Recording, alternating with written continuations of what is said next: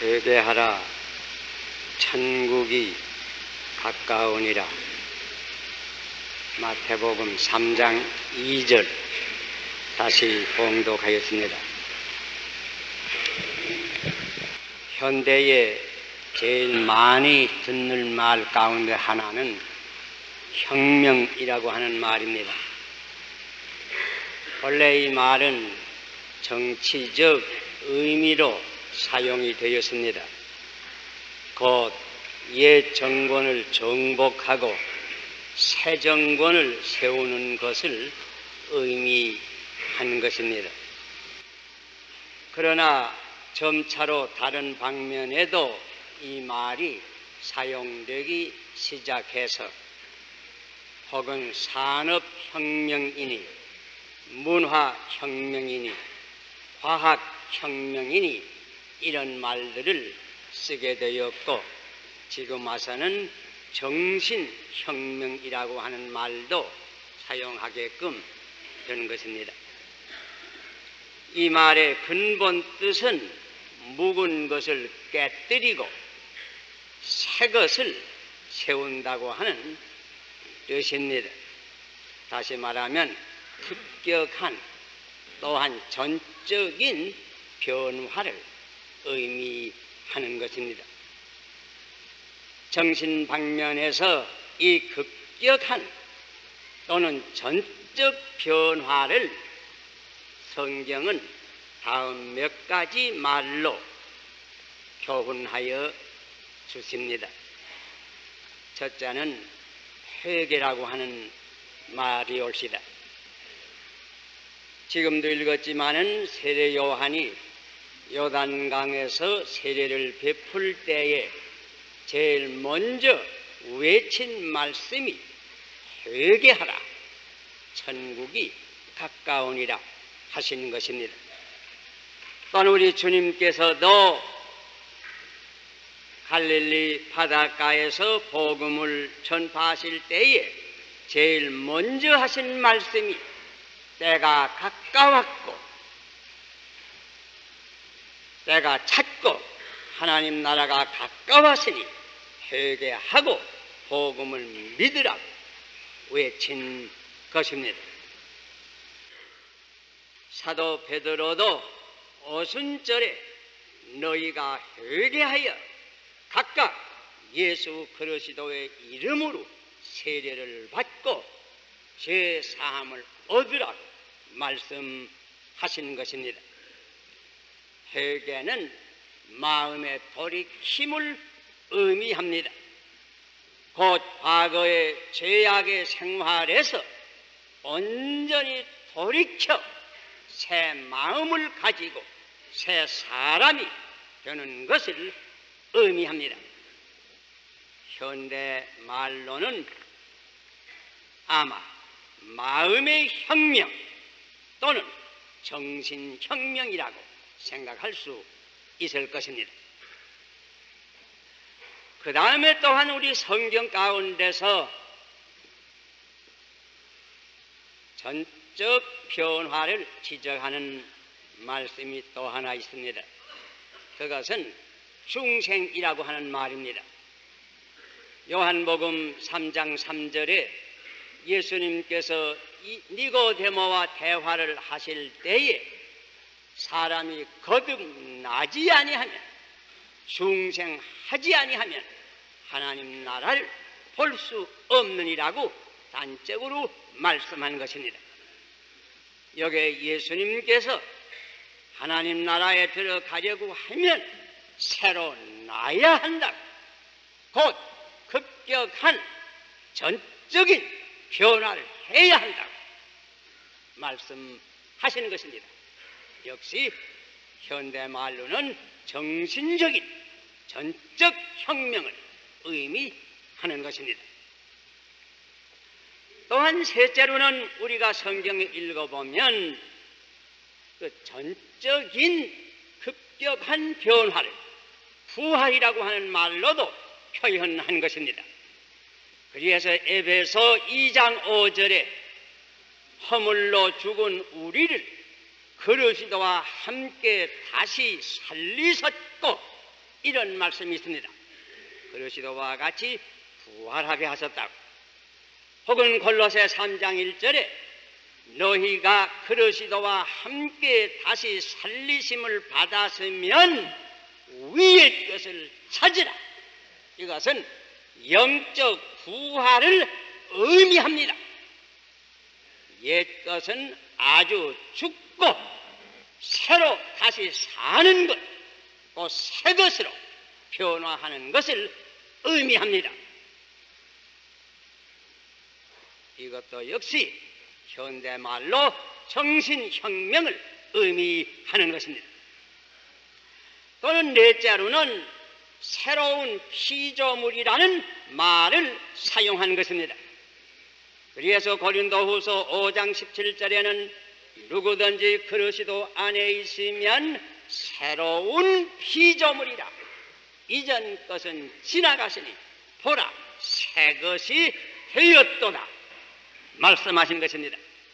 혹은 에베소 4장 24절에 하나님을 따라 의와 진리의 거룩함으로 지으심을 받은 새 사람을 입으라 권면한 것입니다. 여기에도 온전히 변화해서 새 사람이 되라, 새 마음을 가지라. 역시 현대어로 정신적인 혁명을 의미하는 것입니다. 기독교는 인간에게 이렇게 온전한 변화, 곧 혁명을 요구합니다. 세례 요한이 이 정신혁명의 선구자이었고 우리 주님이 역시 정신혁명의 선구자이었고 사도 베드로도 이 정신혁명의 선구자이었던 것입니다. 오늘 아침 이 정신혁명에 대한 교훈을 잠깐 생각할 때에 하나님께서 우리에게 축복하여 주시기를 바랍니다. 왜 제일 먼저 회개하라고 하였습니까? 왜 제일 먼저 정신적인 혁명을 부르짖은 것입니까? 그것은 천국이 가까운 까닭이라고 말씀했습니다. 천국이 있는 까닭이고 천국에 들어가려니 아무래도 먼저 회개해야 되겠다고 말씀한 것입니다. 천국 혹은 하나님 나라가 있습니다. 이 나라는 점점 가까워졌습니다. 예수님의 전 교훈이 이 천국에 관한 진리를 중심해서 우리에게 주신 것입니다. 이 우주에는 보이는 존재와 보이지 아니하는 존재가 있습니다. 물질 가운데도 보이는 물질과 안 보이는 물질이 있습니다. 생물 가운데도 보이는 생물과 안 보이는 생물이 있습니다. 천국은 신령한 나라이므로 보이지는 아니합니다. 그러나 확실히 있습니다. 확실히 있을 뿐더러 이 천국은 영원합니다. 사실 보이는 것은 잠깐이고 보이지 않는 것이 영원합니다. 세상 나라는 보이지만은 사실 세상 나라는 잠깐입니다. 하나님의 나라는 보이지 아니하나 사실은 영원합니다. 인간은 누구나 이 천국의 시민이 되어야 합니다. 사실 인간은 이 최고의 목표를 위해서 지음을 받은 것입니다. 그런데 이 천국은 주님께서 오심으로 머지않고 가까워진 것입니다. 그런데 인간이 천국에 들어가려면 제일 먼저 할 것이 무엇인가? 성경은, 사도 요한은, 우리 주님은 분명히 말씀하셨습니다. 회개하라.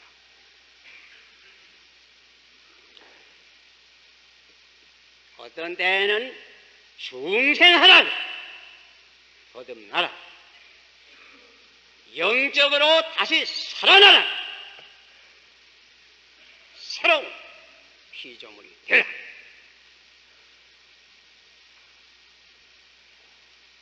정신을 혁명하라. 왜? 하나님의 나라는 거룩합니다. 인간은 그렇지 못합니다. 하나님의 나라는 깨끗합니다. 인간은 불결합니다. 하나님의 나라는 의롭습니다. 인간은 불의합니다. 다시 말하면 인간은 죄로 말미암아 더러워졌습니다. 그 심령이 더러워져, 말이 더러워져, 행실이 더러워졌습니다. 그 심령이 죄와 허물로 죽은 상태에 빠졌습니다. 따라서 그 마음은 온갖 죄책감, 공포감, 공허감으로 차게 된 것입니다. 이러한 인간이 천국에 들어가는 길은 오직 하나입니다. 회개의 길, 중생의 길입니다. 영적 부활의 길입니다. 새로운 피조물이 되는 길입니다. 현대말로 한마디로 말해서 정신혁명이 필요한 것입니다. 그뿐만 아닙니다. 왜 먼저 정신혁명을 해야 되는가? 이 70년대에 우리나라의 현실을 직시할 때에 우리는 더욱 그 절실한 요구를 깨닫게 되는 것입니다.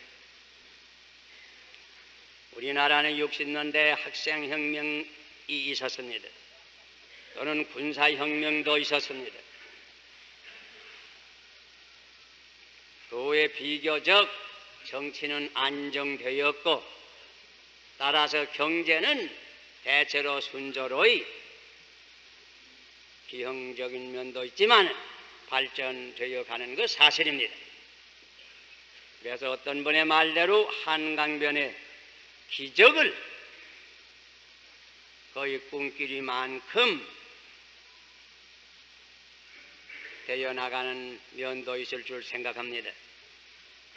그러나 이 순조로운 발전을 저해하는 암적 존재가 있습니다. 그것은 무엇인가? 한마디로 말해서 부패와 부정. 아파도는 짓기는 짓지만은 몇 달이 못 가서 무너집니다. 인명이 살상을 당합니다. 고속도로를 만들긴 만들지만은 한겨울만 지나가면 가운데가 갈라집니다. 한편에 고루 거각의 으리으리한 소위 도둑촌이 건설되는가 하면 사방 변두리에는 빈민굴이 우죽순처럼 솟아나는 현실입니다. 이러한 현실에서 가장 필요한 것이 무엇인가? 정신혁명이 옳습니다. 마음이 새로워져야 합니다. 회개하여야 합니다. 거듭나야 합니다. 영적으로 부활하여야 합니다. 새로운 피조물이 되어야 합니다. 그래서 새 마음, 새 정신을 가지고 정치도 하고 실업도 경영하고 여러 가지 공사도 맡아서 하여야 될 것입니다. 한국의 실정을 직시할 때에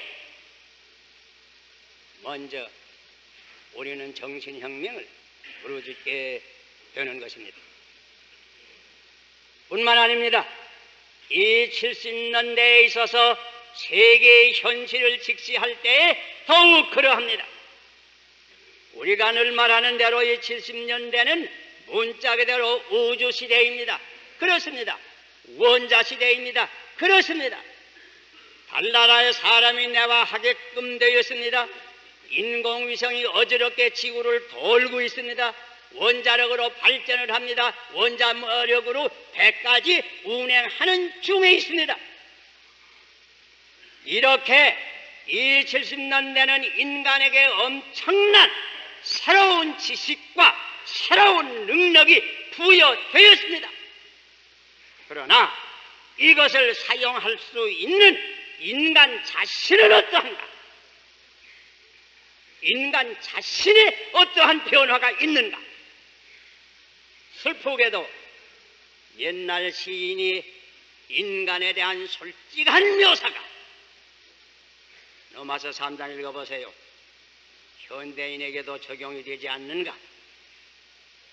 의인은 없나니 곧 하나도 없도다. 저희 목구멍은 열린 무덤이요 그 혀로는 속임을 베풀며 그 입술에는 저주와 악독이 가득하고 그 발은 피 흘리는 데 빠른지라.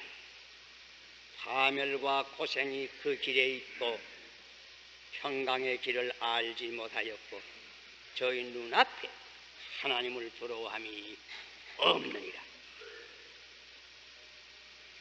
이런 인간의 손에 과거로 오는 엄청난 능력, 파괴력까지 포함하는 힘이 그 손에 있게 되었으니 이거 얼마나 위험한가. 이런 70년대에 가장 시급한 혁명이 무엇인가? 그것은 정신적 혁명입니다.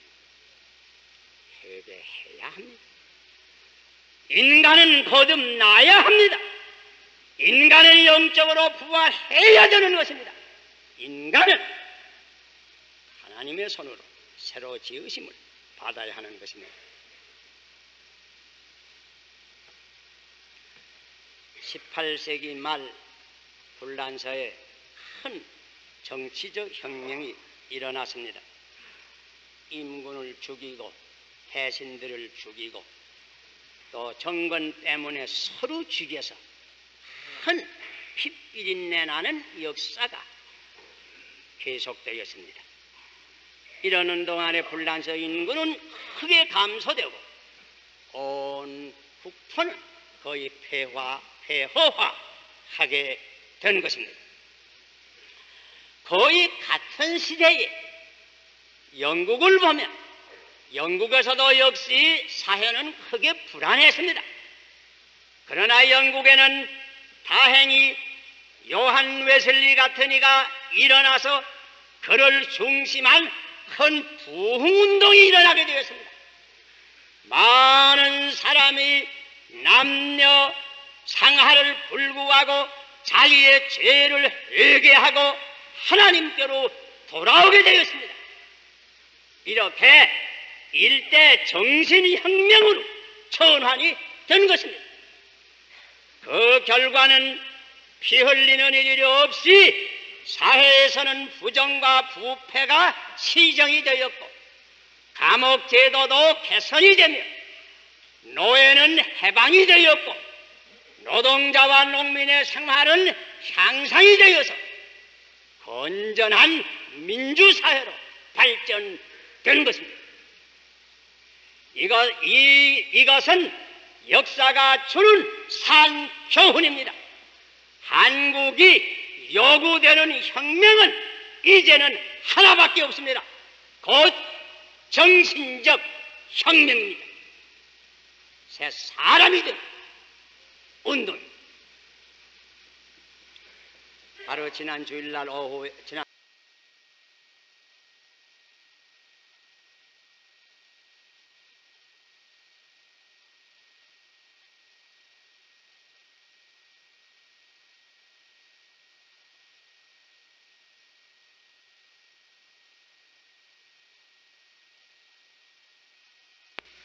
이런 인간의 손에 과거로 오는 엄청난 능력, 사계력까지 포함하는 힘이 그 손에 있게 되었으니 이거 얼마나 위험한가.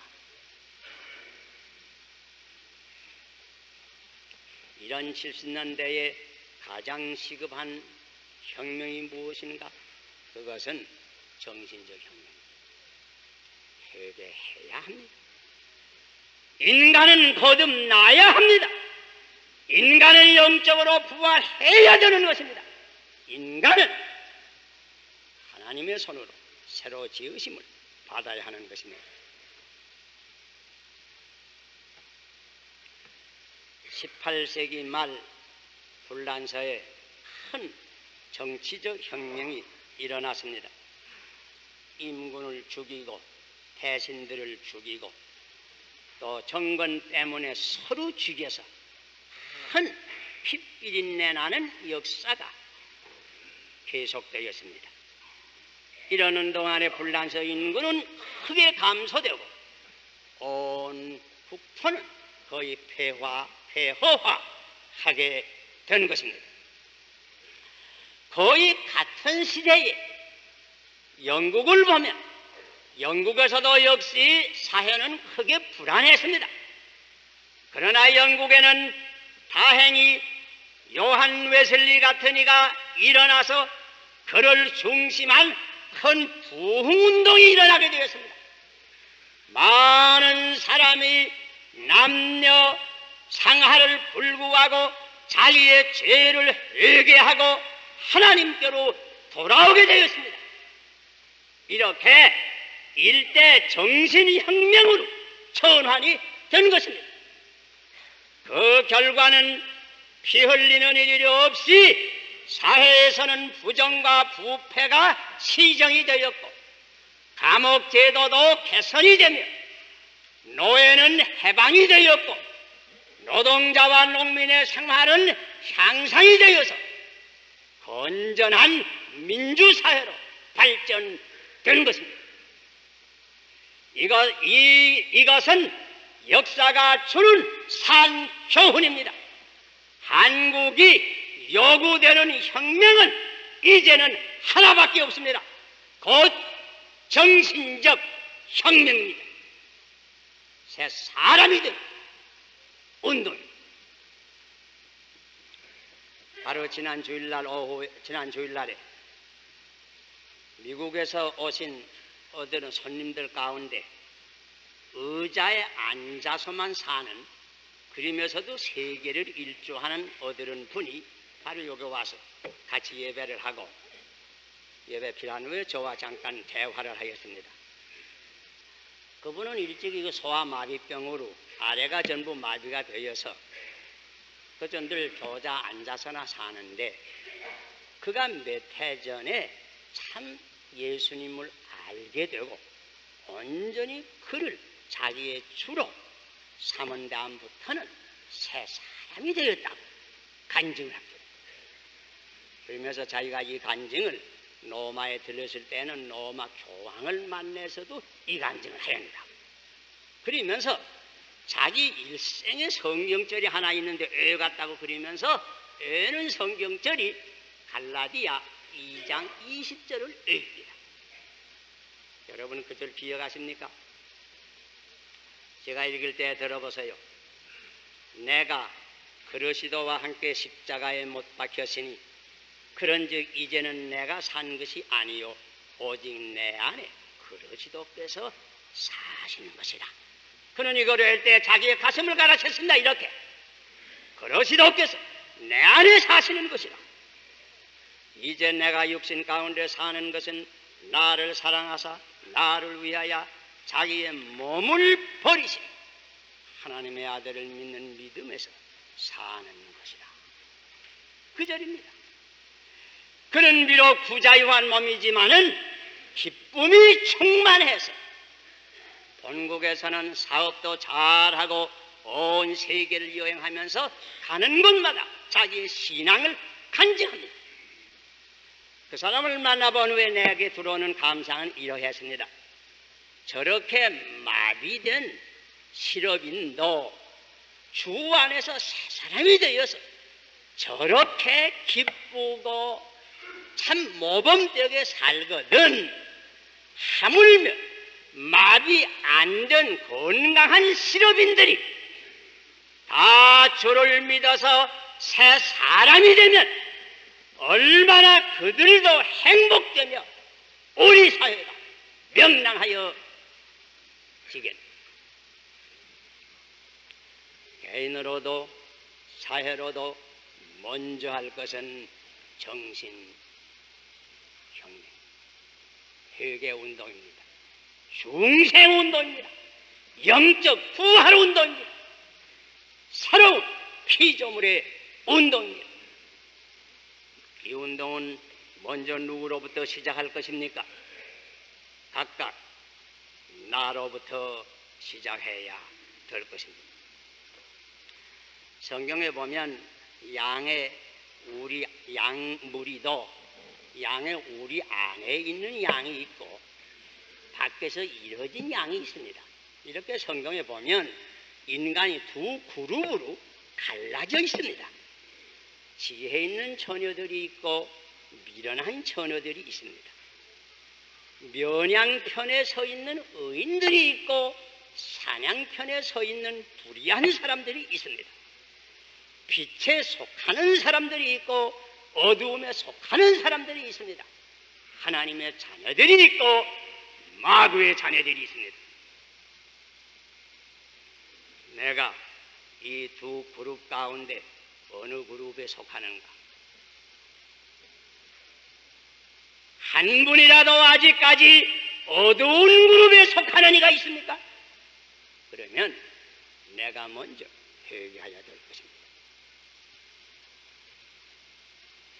내가 먼저 영적으로 부활해야 될 것입니다. 새로운 피조물이 되어야 할 것입니다. 이것은 내가 온전히 진지하게 내 죄를 자복하고 내 마음을 온전히 주님께 바치면 성령께서 이 역사를 이루어 주시는 것입니다. 먼저 내 자신의 이 중생이 필요합니다. 그리고 물론 우리 가운데는 대부분이 빛 가운데 있는 줄 압니다. 하나님의 자녀들이 된 줄 압니다. 만일 이것이 사심이라고 할 것이면 이렇게 하나님의 자녀된 우리로서 제일 먼저 할 일이 무엇이 같습니까? 정신혁명 운동자가 되어야 할 것입니다. 내가 구원을 받았으니 다른 사람도 구원하는 사람을 낚는 어부가 되어야 할 것입니다. 정신혁명의 십자군에 말하자면 입대를 하여야 됩니다. 요새 신문 보니까 병역 기피자들 굉장히 색출해냈다. 우리 하나님 나라에 병역의 기피자가 없어야 할 것입니다.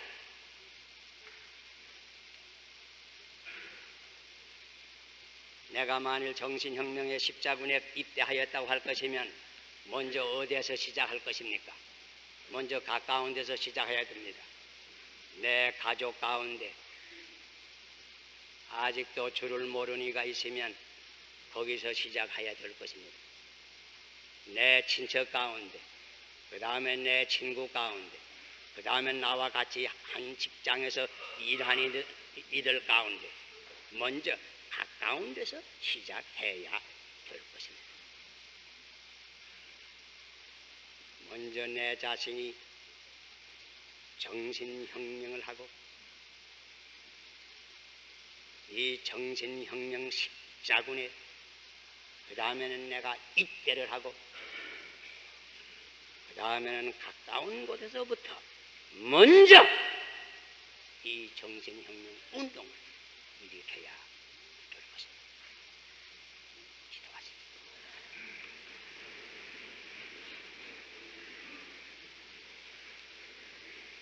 회개하라. 천국이 가까우니라. 걸어간 말씀을 저희들이 다시 한 번 들었습니다. 우리 하나하나가 이 말씀을 중심에 기억하고 내가 먼저 회개할 것을 회개해서 내가 먼저 내 자신의 정신혁명을 일으키고 그 다음에 정신혁명의 십자군에 가담을 하고 가까운 곳서부터 먼저 내 책임을 할 수 있는 아버지의 충성된 자녀들이 되게 하여 주시옵소서. 우리 하나하나가 먼저 새 사람이 되고 우리 온 국민이 새 사람 되는 운동을 하고 온 세계가 새 사람 되는 운동을 나아갈 수 있는 이 축복 허락하여 주시옵소서. 예수님 이름으로 기도하옵나이다.